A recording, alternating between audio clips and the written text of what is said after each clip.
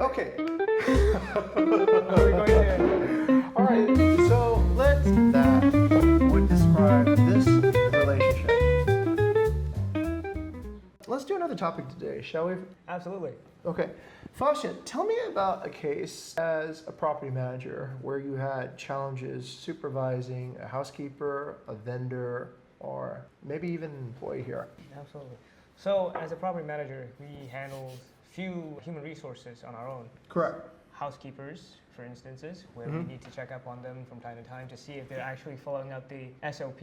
Yes. Right? And what does SOP mean? SOP is the standard operational procedure. SOP. Standard operating procedures. Why do we need SOPs? We need SOP because it's our standards. Okay. How things are supposed to be done. Okay. And what we expect out of the housekeepers, essentially. Okay. And within those SOPs, there's SLA. Okay. SLA. SLA. What does an SLA mean? Surface level agreement. What is a service level agreement? Who are the parties agreeing on the service level?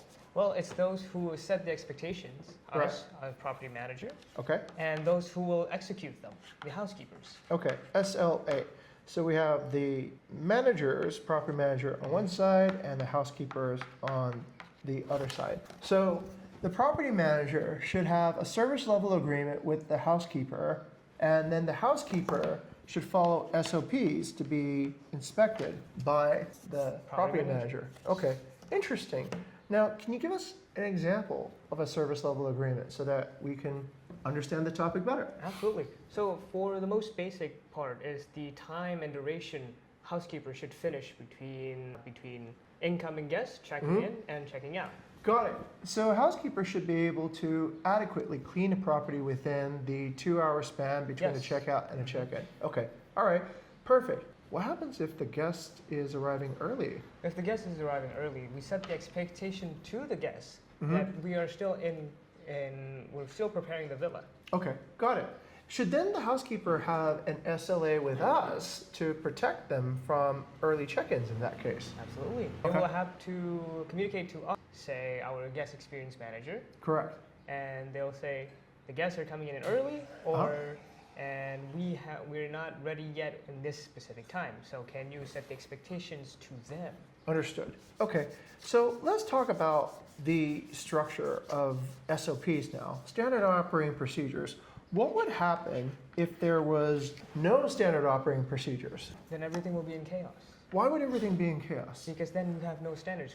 Everything could be anything. Then we don't know how long it would take for certain things to happen. Right.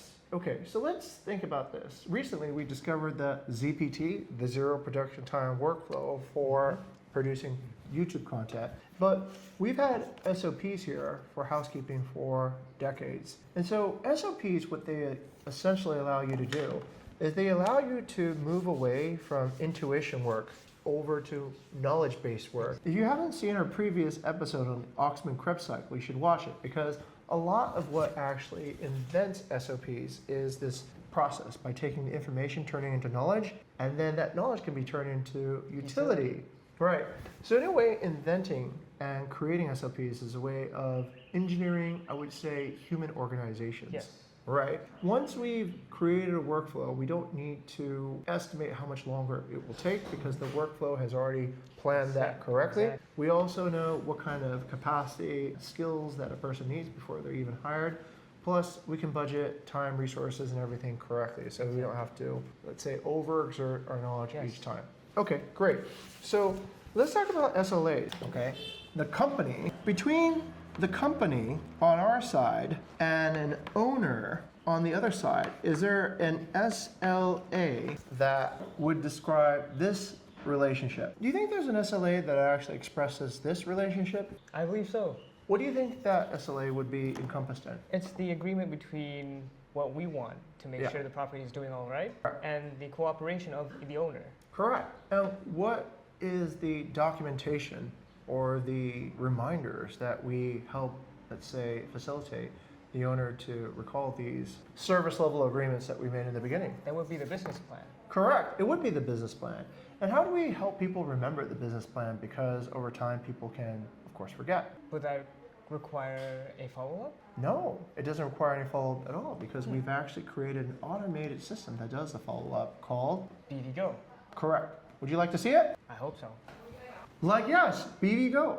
So on BV Go, we basically set the SLA on the contract value, the owner relationship, and also the quality and parts of the guest experience that we are managing. That is how we actually set an active service level agreement between Bukit Vista and an owner. So, how many SLAs are there? Well, I'm unsure actually. Okay. Do you think there's SLAs between yourself and other people on your team? Absolutely. Right. So those SLAs help you have expectations Yes. of what your teammates should be able to do. Should there be, let's say, SLAs between employee and supervisor? Yes, there is. How are those SLAs being administered, enforced, and incentivized? We usually saw them at the start where we were assigned, Right? depending on our LPT level. Correct. What does LPT mean? LPT. LPT. What do you think LPT means? I believe it's the stages in employee which they have their own career stage. Perfect. Yes, it is. So LPTs are different career stages and also different attributes that leaders, it was probably a bad term that got used into culture, but it was a leadership planning table. But we use it now here at Bukit Vista to actually express the different capabilities of different people on the team. The first capability starts with, Execution, then, self-supervision, then, knowledge manager. after that, I believe it's strategist. strategy, and finally, It's the upper management. let's talk about each of the LPT levels in detail. The scope and the responsibility of execution, is it limited or broad? I believe it's more limited. It's more limited, it's less scalable. You just have to execute according to your own skills and responsibilities. What about sub-supervision? Supervision is also limited on that department specifically. Is to overview all the execution team. Correct. So the sub-supervisor should be actually allowed to work on their own independently without having to have any supervision, but it'll also taking responsibility for the work on their team. What about knowledge management? Knowledge manager actually is my LPT at the moment. Okay. Is to create SOPs that would also improve the sub-supervisions. Correct. So knowledge manager is working on the level of knowledge. In coding, they would probably be called a programmer. In this organization, you are inventing and creating new standard operating procedures, which you can pass on to executors to then run according to your SLA. service level agreements. Excellent. Okay, perfect. And then after knowledge management, what do we get to? After that, we get to the strategist. Why is a strategist different than a knowledge manager? Because I believe they also see things in a grand scheme of things. Correct. Well, they're able to see things in a grand scheme of things, Foster, because they're able to prioritize knowledge. Not all knowledge needs to be activated right now or used at the moment. They're able to layer and prioritize and put things in a schedule in such a way such that, let's say, even if there's an obstruction or a change in the external or internal environment, a strategist should be able to overcome those variances that happen, which is normal on a day-to-day basis. That's why we pay strategists a bit more than we pay knowledge managers. I see. So it's similar to Masgani, who is our, I believe, strategist in. Oh, he's no longer a strategist, wasn't he? He's actually Gani's case is he's a chief of knowledge management. So he's like knowledge management, but at the global level of the entire company. Which means he doesn't just handle specifically on the operational team, but also human Everything resource, else. the Pretty much all the different powders of knowledge are under the management of a chief knowledge. But Gani also gets strategic advice from me and Bayou to allow him to prioritize which particular piece of knowledge is the most critical and urgent to use at the time he needs it.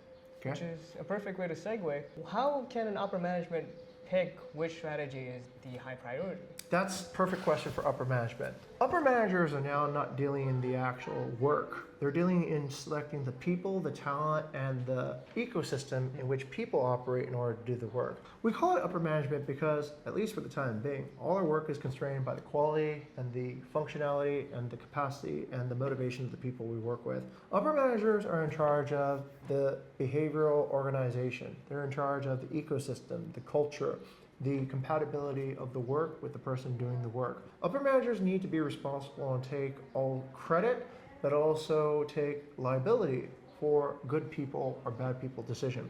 This is also why we ask upper managers to promote, demote, and also terminate employees because ultimately it's part of their job scope. So upper managers do have the most responsibility because they're in charge of putting together all the people to form the teams, removing the people who don't fit, promoting the people who are doing really well, and guiding the team on a vision that is, well, maybe that's the third and last stage, or wait, this is the sixth stage of the LPT. The last stage of LPT is? Oh, right, the visionary. The visionary, okay.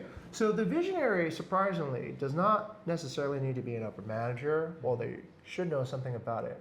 Wait, I retract that. Let me take that out. What do you think the work of a visionary is, Vasha? Well, I'm assuming they envisioned something. They envisioned the opportunities that would arise from. Who cares? Why is that important? Oh, would that be something useful for the company? How could it be useful? They can create more strategy, or they can give intuition to other strategists in the future. Kind of. Okay, so the work of vision is actually pretty abstract. I'll try to make it as concrete as possible. The work of vision is being responsible for the overall direction of the entire company. So you might have perfect execution, you might have perfect supervision, perfect knowledge, even perfect strategy, and you might have perfect senior executive managers managing people well. But let's say you decide to build a typewriting manufacturing facility, or you decide to start bringing Blackberries back, or you decide to use Betchucks to compete against Gojek. So that's the wrong vision. And no matter how well assembled you brought a team and executed and everything, you're going the wrong direction. So when your vision is wrong, you lead your entire organization off a cliff. That's wrong vision. You're getting people lost. You're bringing people to a place where there's not going to be any result. So it is then the responsibility of somebody who's in charge of vision to make sure that they're making overall the right direction for the actual company. All right, so we went over quite a lot of material today. We went over SOPs, SLAs, leadership planning table, and I think all these cores.